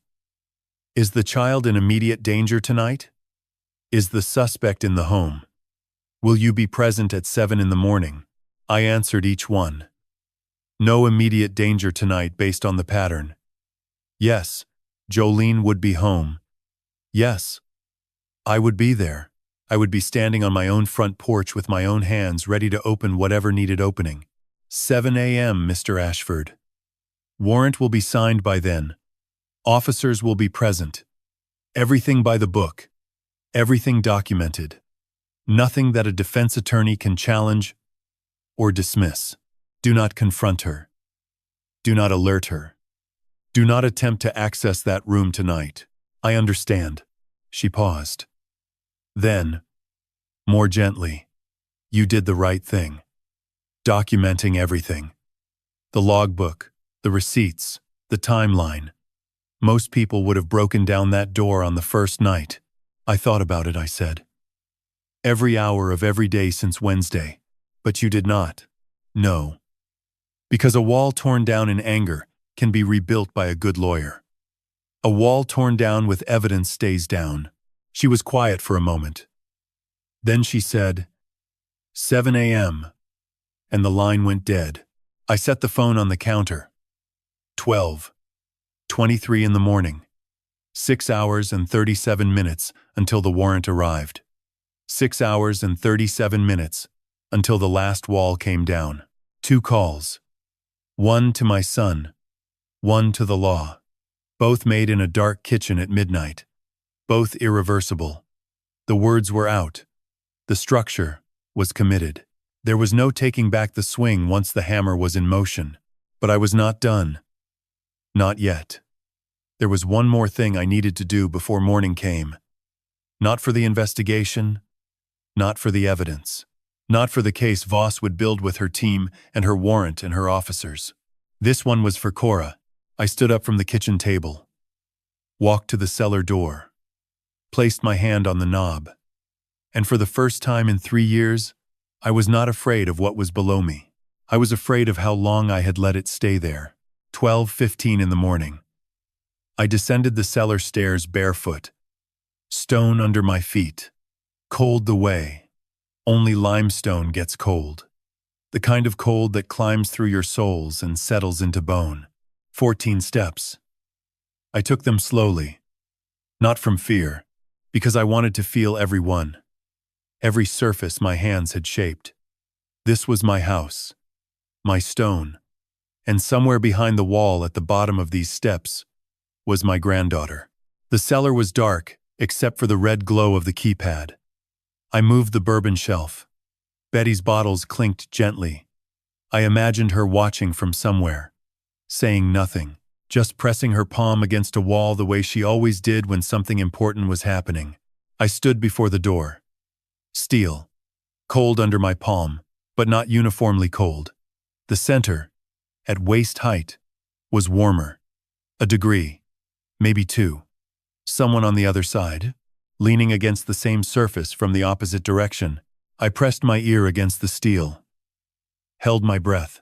5 seconds of silence. Then breathing. Quick. Shallow. The breathing of a child awake in the dark. A child who had learned that waking hours were silent hours. That sound was something to ration, carefully, because using too much might bring something terrible. My eyes burned. But I kept my hand steady. I raised my other hand and knocked. Not randomly, not frantically. A rhythm. 3 beats. The first 3 notes of a melody that had lived in this house as long as the limestone itself. You are my sunshine. Knock, knock, knock. The rhythm Betty hummed while rolling biscuit dough. The rhythm she sang to Cora every night. The rhythm that lived in these walls the way moisture lives in stone. Silence. 5 seconds. 10. My hand trembled against the steel. Then 3 knocks from the other side. Small. Light. The knocks of a child who had been taught that noise brings consequences. Careful. Controlled. But matching the rhythm exactly. You are my sunshine. Knock. Knock. Knock. She remembered. 3 years in a sealed room, and she remembered the song. Papuff? 1 word. A question and a prayer compressed into 2 syllables. So quiet, I felt it more than heard it. A voice that had been small before, and was smaller now. Thin. Like thread past its breaking point. I pressed my forehead against the steel. Bone against metal. The way Betty used to press her forehead against mine when words were not enough. I am here, sweetheart. It is Papa. I am right here. Movement behind the door. Small feet on stone. She was coming closer. Papa. Her voice almost touching the other side now. Is the water safe? Mommy said the water outside is poison. She said if I opened the door, the poison would come in and everyone would get sick. She said you would die if I made noise because the poison lives in sound. Is it safe now? My chest seized. Every word a stone laid on my heart. 3 years of lies, told by the person who was supposed to protect her from lies. There is no poison, sweetheart. I said it slowly, clearly. The way you speak when every word must carry the full weight of truth. There never was. The water is safe. The air is safe. Your voice cannot hurt anyone. It never could. A pause. Breathing faster. 10 years old. 3 years of being told one thing. Now hearing the opposite, from a voice she recognized through stone and steel. Mommy lied? Not angry. Not accusing. Confused. The pure confusion of a child whose world just shifted on its foundation. Yes, sweetheart. But we do not have to talk about that now. Tomorrow morning, very early, people are coming. Police. Good people. They are going to open this door, and you will never be in this room again. Silence. I pressed harder against the steel. Okay, Papa, I will be right here. First thing in the morning. I promise on Nana's name. Then something that broke me open the way a chisel breaks a stone that is held together too long. Papa. I can hear you every morning. The cabinet opens, then the coffee bag, then the water. Then your chair scrapes when you sit down. I put my ear on the floor and listen. It is my favorite sound. It means you are still there. I could not speak. Tears ran down my face onto the steel. 1,095 mornings I stood in that kitchen pouring water and sitting down. And 10 feet below me, a child pressed her ear against the floor and listened to me live my life, drawing comfort from the sound of a coffee maker, because it was the only proof she had that the world still existed. I slid down the door. Back against steel. Cold stone. Beneath me. I am not going anywhere. I am staying right here until morning. Through the door, I heard her settle. Small movements. Mattress shifting. A child curling up with something soft against her chest. Nana. Betty's bear. Her breathing slowed. Deepened. She was falling asleep, trusting me enough to close her eyes. After 3 years of trusting the wrong person, she was choosing to trust again. I stayed, counting her breaths the way a mason counts courses. 100, 200, 300. Each one a confirmation. She was alive. Each one a promise that morning was coming, that the door would open, that I would keep my word. The house settled around us. Above me the kitchen where I made coffee 1,000 mornings without knowing. Below me the stone I laid with my own hands. And on the other side of the steel, my granddaughter slept. I sat on stone I had laid 40 years ago, back against a door that should never have existed, hand flat against the steel where her warmth still lingered. And I waited for dawn, the way limestone waits for sun, patient, still, knowing that when the light came, everything it touched would change. 7:12. Wednesday morning. 1 week, exactly since Alma's phone call. Golden light angled through the pecan tree and fell across the driveway in stripes. I stood on the front porch with coffee I had not tasted, back aching from a night on stone, knees protesting. But my hands were steady. A mason's hands are always steady when the work matters. 3 vehicles turned onto Old Frankfurt Pike. 2 unmarked sedans. 1 patrol car. No sirens. They pulled to the curb. With quiet precision, Detective Voss emerged from the lead car. Gray blazer. Badge on belt. Mr. Ashford. We have the warrant. Are you ready? I set the coffee on the railing. I have been ready since midnight. Voss turned to Ramirez. She does not go near that cellar. Voss looked at me. You do not have to be present for the entry. I am going down those stairs. I built them. My granddaughter is behind that door. We entered through the front. Jolene's voice came from upstairs. Confused, then rising. What is happening? Dad. What is going on? Ramirez stepped into her path. Ma'am, we have a warrant to search this property. I did not look at her. Walked through the kitchen. Opened the cellar door. Descended 14 stone steps for the last time with this purpose. Step 3. Step 9. Step 11. Behind me, Voss and the forensics woman followed. I moved the bourbon shelf. The steel door stood before us. Red. LED. Glowing. The forensics woman connected a device to the keypad. 30 seconds. Tones. A beep. The LED turned green. The deadbolt clicked with a sound that echoed off limestone, like a hammer strike in a cathedral. Voss stepped aside. She understood what this moment weighed. I gripped the handle. Turned it. Pushed. The smell came first. disinfectant, stale air, lavender soap, the closed-in scent of a space lived in but never opened, never touched by wind or bluegrass air. The smell of a life compressed into a space too small for anything alive. The room was 12 by 10. A narrow bed against the left wall. White sheets. Thin blanket. A small table with a lamp. And 3 books. Betty's books. I recognized the spines. The Wildflower Guide. The Wendell Berry. The Bible, with pressed bluegrass flowers. Moved from the cellar shelf into this room. Left with the childlike offerings in a tomb. Against the right wall, a desk. Paper scattered. Crayons worn to nubs. Markers with caps chewed soft. And on the walls. Every wall. Every inch of limestone my hands had laid, and my mortar had joined. Drawings. Hundreds of them. Taped. Pinned. Layered like courses in a wall. Trees. Birds.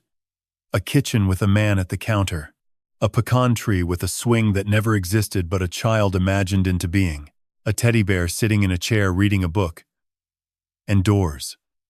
Door after door after door. All open. All filled with golden light that poured through them the way October sun pours through windows of a house that has waited all night for morning.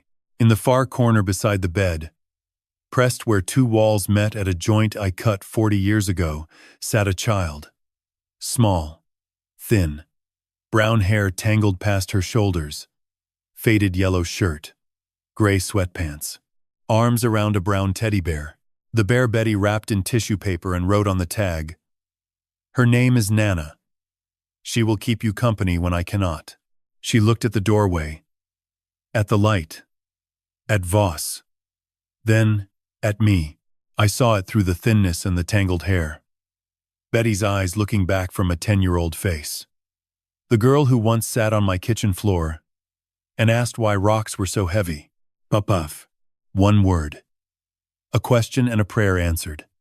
Her voice cracked the way stone cracks when pressure finds release. As if she had dreamed this so many times, she could not trust it while her eyes were open. My knees hit the stone floor. The floor I laid in 92. I opened my arms. She uncurled slowly, set the bear on the bed, stood on legs that trembled the way. A foal trembles standing for the first time. One step, another, small, uncertain, the way a bird tests a branch before trusting it with full weight. Then she was against my chest, arms around my neck, face buried in my shoulder. She weighed nothing. I could feel every rib through her shirt, every vertebra beneath my hands, bones and skin and a heartbeat hammering fast enough to shake us both. You came. Her voice broke in places a 10-year-old voice should never break. You said tomorrow. And you came. I could not speak. Tears ran into her hair. I held her the way you hold something that has been missing so long you forgot what it felt like in your hands. Voss stepped back, giving us this moment the way you give space to something sacred. Cora pulled back. Touch my face. Touch the tears. You are crying, Papa. Is it because you are happy? Or sad? Both, sweetheart. Both. She pressed her forehead against mine. Bone against bone. The way Betty used to. The exact gesture passed through blood and memory and a teddy bear that carried a grandmother's voice through 3 years of darkness. I waited for you, she whispered. Every day I drew you, so I would not forget your face. And you came. From somewhere above, Jolene screamed about lawyers. Distant. Irrelevant. The sound of a wall, already condemned. I lifted my granddaughter. Carried her up 14 stone steps. Through the kitchen where my cold coffee sat on the counter. Through the front door. Into the October sun. She weighed almost nothing. Like holding a sparrow that spent 3 years waiting to be found. But she was the heaviest thing I had ever carried. 3 years of absence. 3 years of open doors, drawn in crayon. 3 years of birthday candles blown out in silence. All of it gathered in my arms, pressed against my chest. breathing against my neck. I carried her into the light, and I did not look back. 8:15. Cora sat in the back of an ambulance parked in my driveway. A paramedic wrapped a blood pressure cuff around her thin arm, while she held my hand with her free one. She had not let go since I carried her up from the cellar. Her grip was small but fierce. The grip of someone who had learned that if you release what you love, it might disappear behind a steel door and not come back for 3 years. The paramedics checked her quietly. Heart rate elevated. Blood pressure low. Weight significantly below normal for her age. I could see it in the way the man's jaw tightened when he measured her arm. This child had not been outside in a very long time. "I need to call your daddy," I told her gently. "He needs to know you are safe."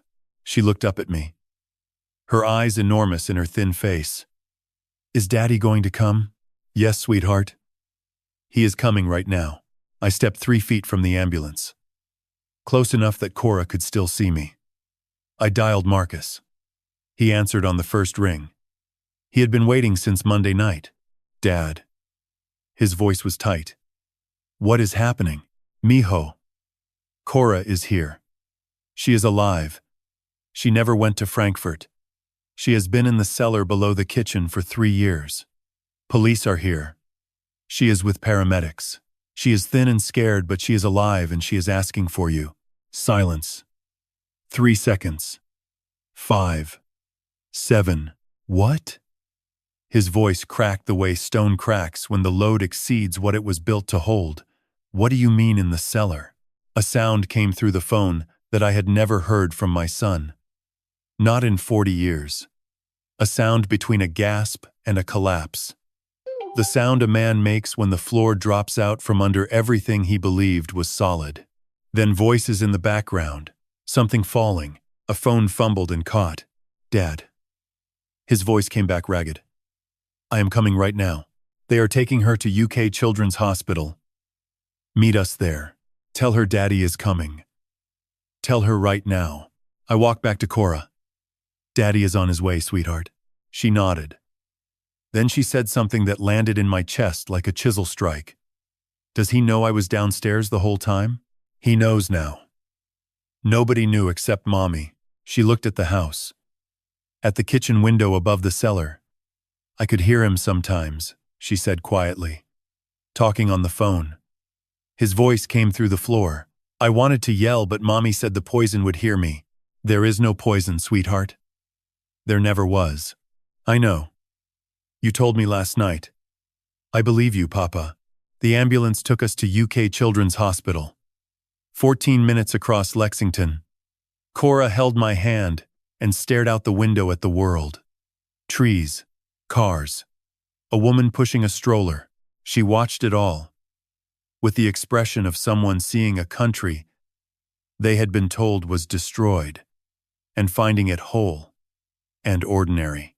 They admitted her to a room on the 3rd floor, a window facing east, sunlight pouring through.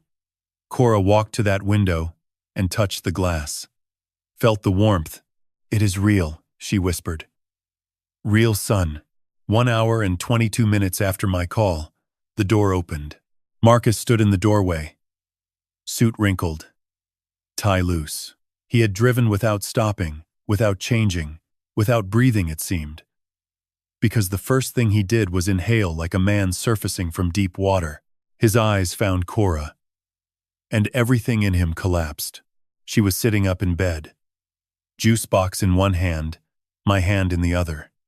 She looked at the man in the doorway, her father, the voice she had heard through stone for 3 years without being able to reach. "Daddy." Marcus crossed the room in 3 strides. His knees hit the floor beside her bed the same way mine had hit the cellar floor that morning. He pulled her into his arms, and the sound that came from him was not crying. It was something beyond crying, something that had been building for 3 years without him knowing. Grief for a loss he never knew he had suffered. Cora wrapped her thin arms around his neck. They stayed that way for a long time. Marcus's shoulders heaving, Cora's face pressed against his shirt. The heart monitor, beeping steady, sunlight moving across the floor. Then Cora pulled back, looked at her father's face. Wet, red, devastated. And she asked the question that would live inside him for the rest of his life. Daddy, why didn't you come get me? 4 words. Simple, honest. The way only a child can be honest. No accusation, no anger. Just genuine confusion from a girl who spent 3 years waiting for a door to open. Marcus opened his mouth, closed it, opened it again. Nothing came out. Because what answer was there? Because I trusted a screen. Because I planned to visit at Christmas, and thought that was soon enough. He pulled her back against his chest and said the only thing he could. I am here now, baby. I am here now. And I am never leaving again. Cora rested her head against his shoulder and closed her eyes. Safe for the first time in 3 years. Held by her father and her grandfather at the same time. No screen between them. No steel. No stone. I watched my son hold his daughter. And I saw something break in him that would take years to rebuild. Not his love. That was intact. But his trust. His certainty. His belief that the people closest to you tell the truth. And that the world holds together the way a good wall holds together. That question would live inside him like a crack in a load-bearing wall. Not because he could not answer it, but because the answer was too simple and too terrible. He did not come because he believed, because believing was easier than measuring, because a screen showed him what he wanted to see, and he never thought to look behind it. The simplest question, the hardest answer, and one that neither of us would ever fully forgive ourselves for.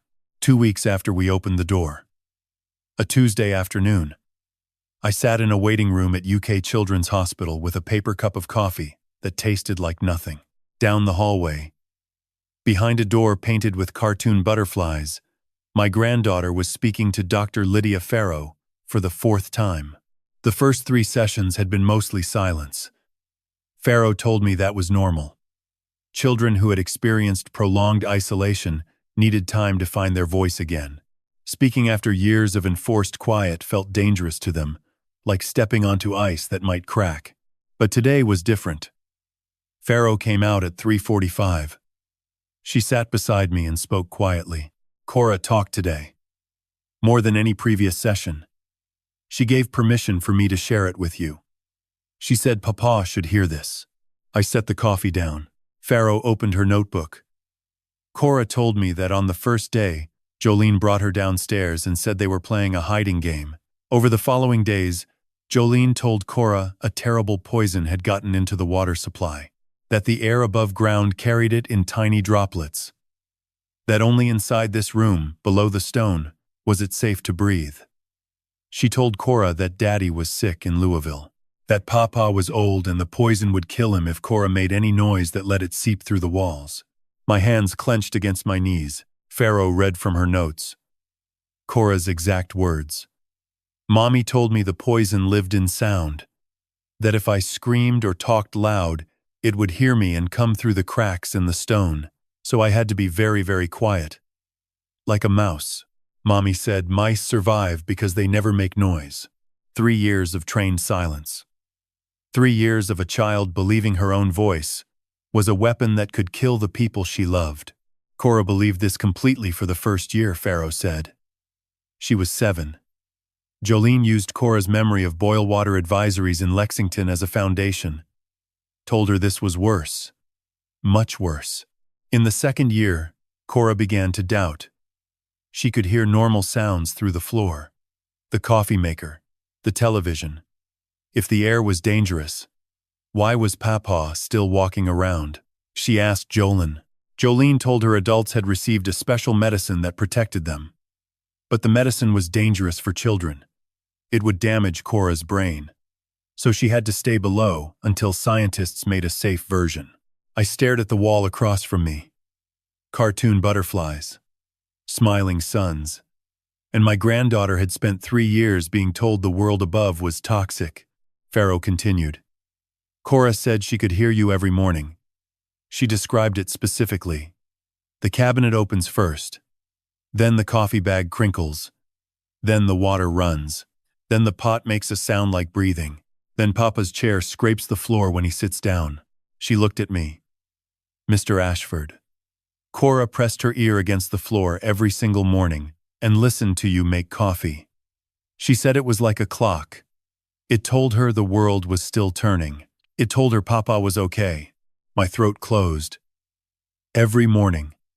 1,095 mornings I had stood in that kitchen, grinding beans and pouring water, and 10 feet below me a child had her ear against the stone, listening to me live my life, drawing comfort from the sound of a coffee maker because it was the only proof she had that the world still existed.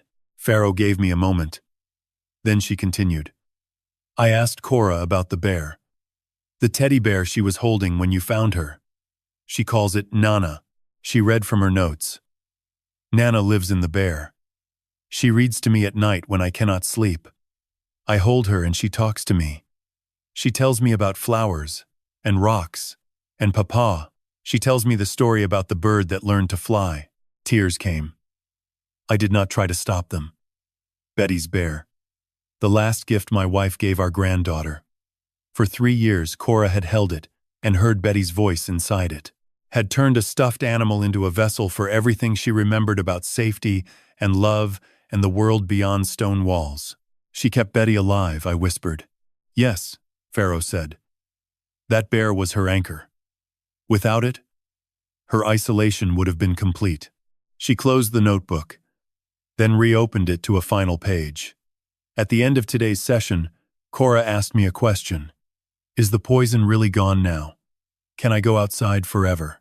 I told her the truth. I told her there was never any poison, that the water had always been safe, that she could have walked out at any time if the door had not been locked. Pharaoh met my eyes. She was quiet for a long time. Then she said 4 words. So Mommy lied. What did you tell her? I told her yes. That her mother lied. That sound cannot hurt anyone. That she is allowed to speak and yell and sing as loud as she wants for the rest of her life. How did she respond? Pharaoh looked at me. The professional composure slipped for just a moment. She opened her mouth, and she screamed. Not a scream of fear, a scream of release. Pure sound. As loud as she could make it. About 10 seconds. Then she stopped and smiled and said, I wanted to do that for a long time. I closed my eyes. Let the tears fall. My granddaughter screamed. After 3 years of believing her voice was a weapon, she opened her mouth and let the sound out and smiled. She was 7 when that door closed. Too young to question, too trusting to doubt. Her mother told her the water was poison, and she believed it completely, because the voice telling the lie was supposed to be the safest voice in her world. The voice that meant bedtime and breakfast and everything will be okay.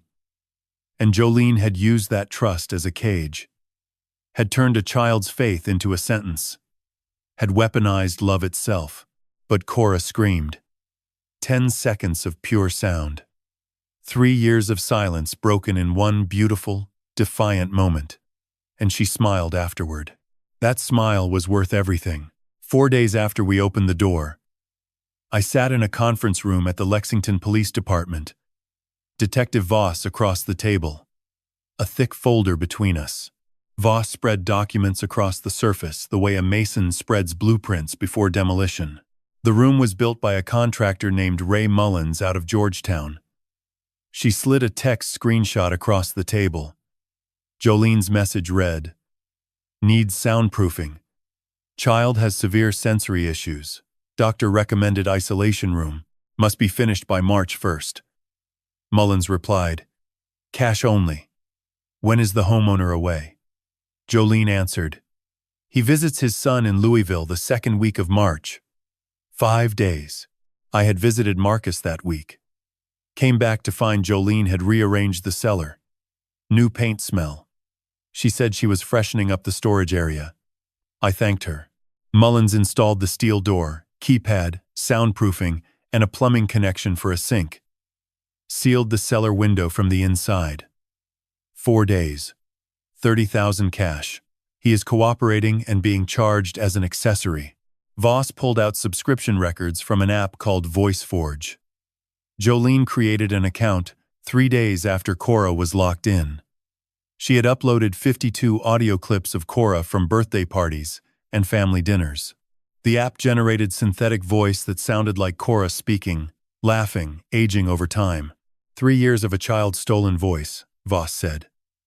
$19.99 per month. The financial records confirmed everything Helen reported. $1.5 million withdrawn. $950,000 lost to Churchill Downs, Keeneland, Twin Spires, and a poker site in the Cayman Islands. The forged farm sale. The forged mortgage. All traced. She also attempted to open a life insurance policy on Cora 6 months ago, Voss added. Named herself beneficiary. Denied, because she could not provide a pediatrician's signature. Insurance on a child she was starving in a cellar. Voss opened the final section. Dr. Farrow's assessment. Language development. 18 months behind. But reading comprehension at 8th grade level. She taught herself to read, Voss said. From your wife's books. The ones already in the cellar when it was sealed. Betty's books. The Wildflower Guide. The Wendell Berry poetry. The Bible with pressed bluegrass flowers. Left on the shelves 30 years ago. Still there when the walls closed in. Still there when Cora needed them most. 2 architects, Voss said. 2 structures. One built to imprison. One built without knowing it would save a child. Your wife left those books decades ago, and they kept your granddaughter's mind alive. She stood. There is one more thing. Follow me. A second room, smaller. A long table covered with clear evidence bags, each one holding a drawing, hundreds of them in rows. Dr. Farrow arrived and moved to the head of the table. 320 drawings created over 3 years. Removed from the walls during processing. She gestured to the first row. The earliest works. Simple shapes. Heavy crayon pressure that tore through paper. The marks of a frightened child pressing hard, because pressing hard was the only control she had. The second row. By the end of the first year, figures become recognizable. A tall man with something in his hand. A mug. A tree. A bear. These subjects repeat throughout, Farrow said.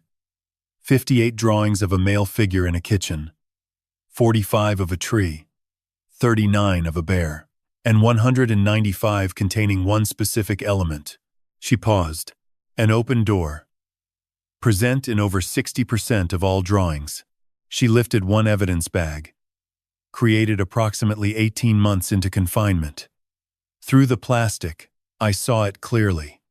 A door drawn in yellow crayon. Wide open. Golden light pouring through. Standing in the doorway, a figure, tall, broad shoulders. One hand extended, the other holding a coffee cup. At the bottom, in careful letters, slanting the way a left-handed child writes, 3 words. Papa is coming. I picked up the bag. Held it in both hands. 3 words written by a child locked in a cellar for 18 months. A child who heard me making coffee every morning through stone. Who drew me standing in an open door because it was the only future she allowed herself to imagine. These drawings were her survival. Farrow said gently. Drawing you kept you present. Drawing the door kept hope alive. She did not document her captivity. She drew her way out of it. Every single day. She picked up another bag. The most recent before rescue. Same doorway. Same golden light. But the figure was kneeling. Arms open. Running toward it. A smaller figure. Hair streaming behind. She was no longer hoping for rescue, Farrow said. She was expecting it. She had drawn it so many times it was already real. I set the drawing down. Looked down the table. 320 drawings. 3 years of a child's inner world in plastic bags.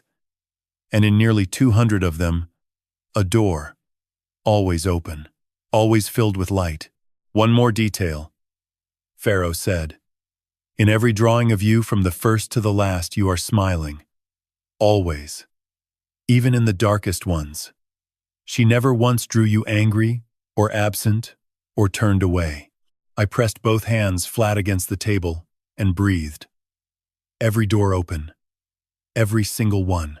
3 years of sealed walls and locked stone, and my granddaughter drew them open again and again, as if by drawing them enough she could will them into existence. Maybe she did. Maybe those drawings reached through stone and found me that Wednesday morning. Maybe they guided Alma's ears toward the wall. Maybe art does not just record the world. Maybe sometimes it reshapes it. I do not know if that is true. But I know this. My granddaughter drew 320 prayers on paper. And every single one was answered. 4 months after the rescue. The Fayette County Courthouse stood pale and silent under an October sky. I wore the charcoal suit Betty picked out for our 40th anniversary. I had not worn it since her funeral. It still smelled faintly of the cedar closet where she kept it pressed and ready. Marcus sat to my left in a navy blazer. His hands folded so tightly his knuckles had gone white. Cora was not present.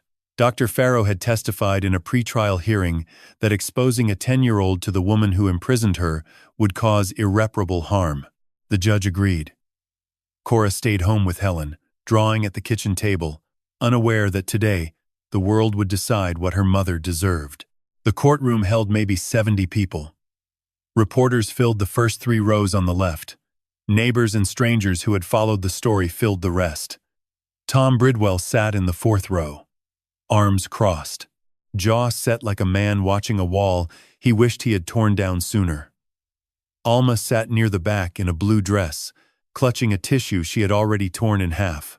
Jolene entered from a side door in an orange jumpsuit, wrists cuffed in front.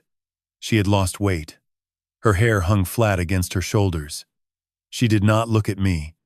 She did not look at Marcus. She looked straight ahead like a woman who had decided this was happening to someone else. Prosecutor David Chen opened with a single sentence.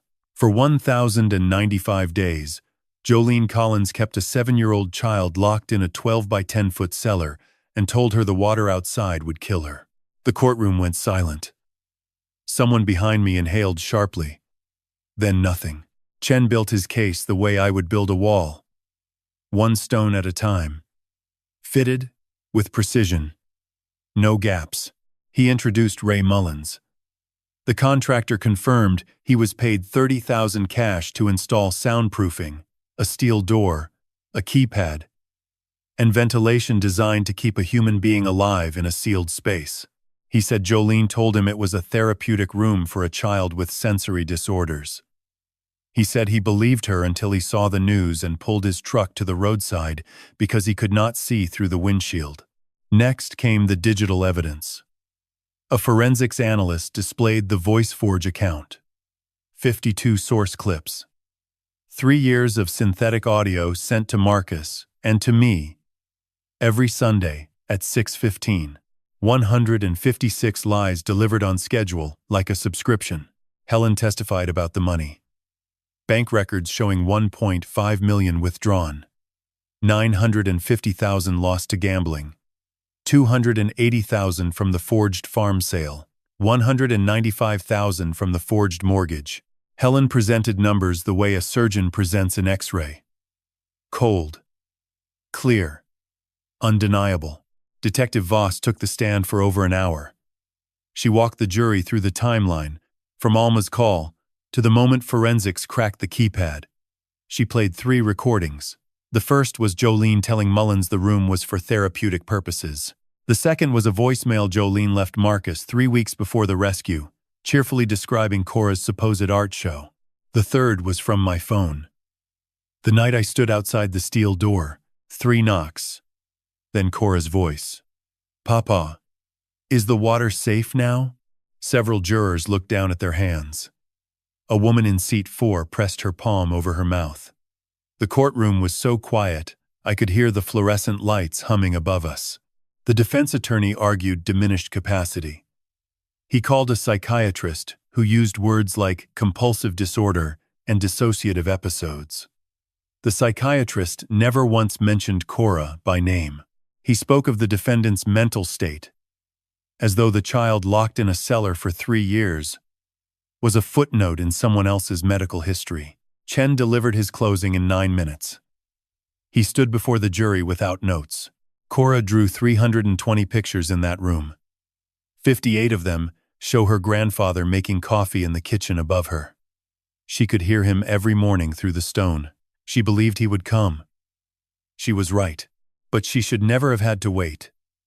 She should never have had to draw a door, because no one opened the real one for 1,095 days. He paused, looked at Jolene, then back at the jury. Jolene Collins did not lose control. She built a cage. She designed a lie. She maintained it with software, cash, and forged documents. That is not illness.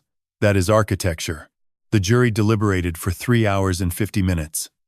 They returned guilty on all 8 counts. Unlawful imprisonment of a minor, fraud, forgery, embezzlement, child endangerment, identity theft, exploitation of a vulnerable person, criminal neglect. Judge Margaret Callahan sentenced Jolene to 24 years in the Kentucky Department of Corrections with no possibility of parole for 16 years. She said, "One thing I will carry for the rest of my life." She looked at Jolene and said, "You told a child the world was poison. You made yourself the only safe thing she knew. That is not love. And that is ownership. And this court does not recognize your claim." Jolene showed no reaction. She was led through the side door. Marcus exhaled beside me like a man who had been holding his breath for 4 months. I put my hand on his shoulder. He put his hand on mine. Neither of us spoke. Outside the courthouse, the October air smelled like bourbon and bluegrass, and the faint sweetness of cured tobacco from the farms south of town. Tom shook my hand without a word. Alma hugged me and whispered, "Betty is proud." I nodded because I could not speak. That night I sat at the kitchen table with a cup of coffee that had gone cold. Below me, the floor was silent. No heartbeat. No crying. No tiny voice asking if the water was safe. Cora was asleep in Marcus's apartment across town, in a room with windows that opened whenever she wanted. The silence beneath my kitchen was finally, mercifully, empty. And after 3 years of holding my breath every time I looked at that floor, the nothing sounded like music. 2 years passed the way water smooths stone. Not all at once, but slowly, quietly, with a patience I had to learn from my own granddaughter. Cora turned 12 in October. Marcus bought a house 4 blocks from mine on Richmond Road. A limestone cottage with a wide porch and a pecan tree in the backyard. Cora asked for 2 things when they went house hunting: a tree like Papa's, and windows that open. Every room has windows that open. Marcus made sure of it. But Cora's bedroom has 6. 6 windows facing every direction, as if the house understood that a child who lived beneath stone for 3 years would need every possible angle of sky. She calls it the Sunshine Room. Painted one wall herself in a shade called bluegrass gold. The streaks from her roller are still visible. Marcus never repainted them. He said those streaks are proof that Cora chose something and made it real with her own hands. She attends Crest Ridge Elementary. Started in 4th grade, 2 years behind. Within 8 months, she tested into 6th. Reading level 9th grade. Dr. Farrow attributes this to 3 years of teaching herself from Betty's books. The Wildflower Guide, the Wendell Berry poetry, the Bible with its pressed bluegrass flowers. She read them all. Some, twice. She has friends. 2 girls named Sophia and June who ride bikes with her after school. They know Cora lived somewhere else for a while and came back. That is enough for 12-year-olds. Marcus left the Louisville firm and teaches at the University of Kentucky College of Law. He makes Cora breakfast every morning. Sundays, they come to my house for coffee and whatever I baked the night before. Every Sunday morning, Cora walks through my front door without knocking, pours orange juice, sits at the table, and looks down at the floor. 3 seconds. Then she looks at me and says, "Good morning, Papa." I asked her once why she looks down. She said, "I am making sure it is quiet." I said, "It will always be quiet now." She said, "I know, but I like to check." Pharaoh told me this may continue for years. It is not fear. It is Cora confirming her own freedom. The way a bird released from a cage still glances at the open door. Not because it fears going back, because it remembers what it means to be out. I understand that. I still press my hand against the kitchen floor some mornings when no one is watching. I hear nothing. And the nothing still sounds like music. Last spring, Cora and I built something together. Her school needed a retaining wall along the playground. The principal asked for volunteers. Cora raised her hand and said, "My papa builds walls." 3 Saturdays. I taught her to mix lime mortar the way my father taught me. 2 parts lime putty. 1 part sharp sand. She stirred it and said it looked like cake batter that forgot to be sweet. I showed her how to set a stone, how to check level, how to read the grain so you know which face goes out and which face goes in. She laid 11 stones herself, each one placed with both hands. Each one checked twice. On the last Saturday, she set the final stone, pressed it into the mortar, held it until it gripped. Then she looked at me with Betty's eyes and asked the question she had asked me 7 years earlier on the kitchen floor. "Papa, why are rocks so heavy?" I looked at her, at this girl who survived 3 years in darkness by drawing doors, who taught herself to read from her grandmother's books, who screamed for 10 seconds and smiled because she had waited 3 years to make that sound. "Because they hold everything up," I said. "So nothing falls down." She thought about this. Then she smiled. "Like you, Papa. I do not tell you this story for sympathy or anger. Jolene is in Pewee Valley. 24 years. That chapter is closed. I tell it because of what I learned sitting in my kitchen after everything was over. Trust your discomfort. The morning Alma called, something in my chest recognized the truth before my brain did. If something feels wrong in your home, in the place where your children sleep, do not wait for proof. Move. Measure the people in your life. I took Jolene's words at face value, but people are not blueprints. People lie in dimensions you cannot see. When the numbers do not add up, believe the numbers. Children speak in ways that are easy to miss. Cora drew 320 pictures. She pressed her ear to the floor every morning. She knocked 3 times on a steel door at midnight. If a child in your life draws the same picture over and over or looks at a door with an expression you cannot name, pay attention. That is not imagination. That is testimony. And time does not wait. Every day I did not act was a day Cora spent alone. If you are waiting to act on something important, stop waiting. Today is already late. Tomorrow morning I will wake at 6. Make coffee. Sit at this table.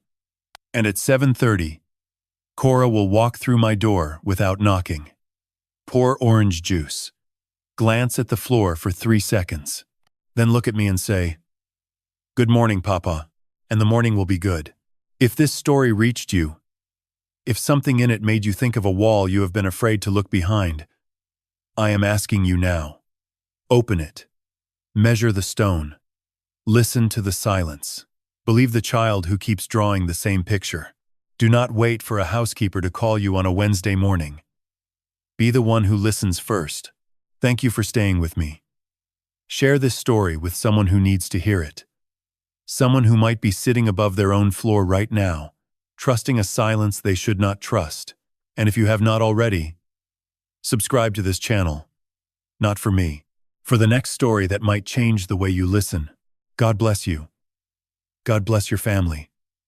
And God bless every child still waiting for someone to break through the wall.